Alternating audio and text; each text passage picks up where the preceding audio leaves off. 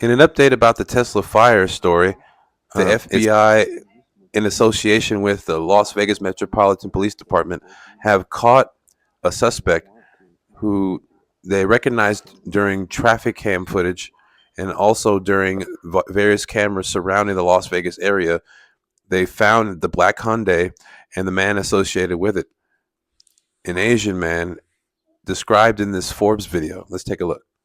Oversee our Homeland Security and Investigative Services Group, which includes our counterterrorism section. I have the opportunity here to provide the details of the investigation, but there's no doubt this was a collaborative effort involving multiple agencies, numerous, actually hundreds of personnel that have been involved. Because of all of their hard work, we were able to quickly identify and apprehend the Tesla firebombing suspect in record-breaking time. Based on the updated evidence that we now have a better understanding, a more comprehensive understanding of what actually happened. And I'm going to provide some details as we walk through a little bit of a timeline on what occurred and then what we know about the suspect now. So we'll begin with just talking about how the suspect arrived. He arrived east of the location in a vehicle, showed up in a black sedan just parked east of the Tesla Collision Center. Because the suspect then began shooting the surveillance cameras with what appeared to be a rifle. You can see an image here of the suspect pointing the rifle towards a camera. At least 2 surveillance cameras were damaged by gunfire. And then upon shooting the cameras, the suspect proceeded to the front doors of the Tesla, and he began spray painting the words "resist" across the doors. He will soon put down his backpack onto the ground. And then he transitions to the firearm. And you'll see him shoot into the vehicle. Once he shoots into the vehicle, he ends up going back from the vehicle to the bag and then back to the car, presumably picking up his item that he used to be able to firebomb the vehicle. We believe that was a Molotov cocktail. And you'll see in a moment here, the vehicle will ignite and ultimately fully engulf, causing severe damage.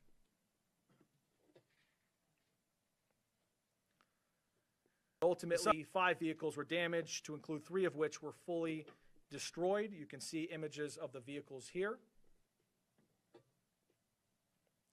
And then you'll see here a drone video. This is from our Skydio drone, being able to provide an overview of the damage as well.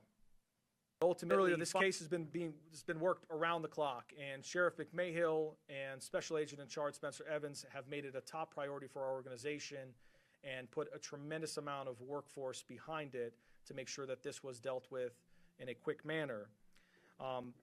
Because of that, in 8 days around the clock with our teams, we were able to identify the suspect's vehicle as a black Hyundai Elantra. You'll see a photo here. But what's important to point out here is that this was achieved through an exhaustive review of surveillance material, analytical data. Don't forget to like, share, and subscribe. And if you get any value from this video, please buy us a cup of coffee. We would deeply appreciate it. A preliminary assessment of the suspect's social media activity indicates some very loose but self-proclaimed ties to the Communist Party USA social media group, as well as social media groups called Revolutionary Communist International, Hidden Palestine, Palestine Action, and a variety of other social media groups. That is part of our investigation, is to dig further into it and to be able to determine additional motive and other potential concerns. We were able to conduct searches of 2 vehicles linked to the suspect's apartment, and we were also able to collect a buccal swab for DNA to be able to compare that to the DNA that we recovered from the scene. Our searches revealed numerous items of interest, to include multiple rifles, a shotgun, a handgun, and miscellaneous gun parts. You can see a photo to my left of some of the items that were recovered. And ultimately, that DNA that was collected from our subject does match. It was a positive identification to the DNA that we collected on scene.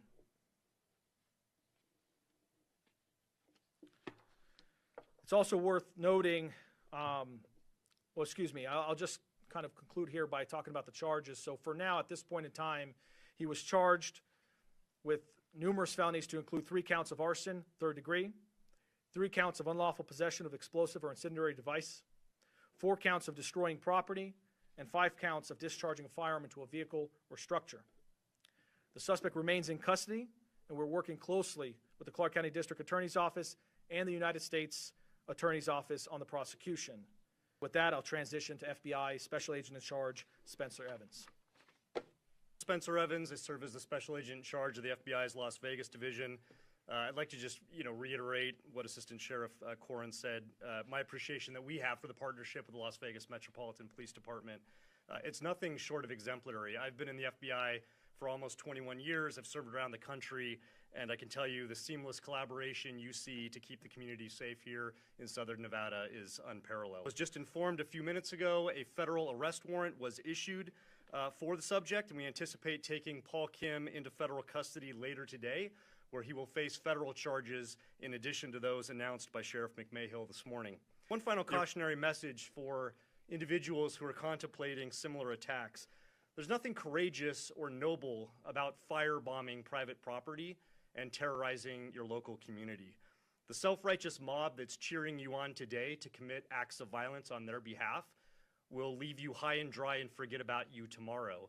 And at the end of the day, you and you alone will be held responsible and face the prospect of a lengthy prison sentence. And one final caution. I'm honestly glad they apprehended the suspect, because bombing Teslas, firing ammunition at Teslas, and destruction of property is not the right way to protest.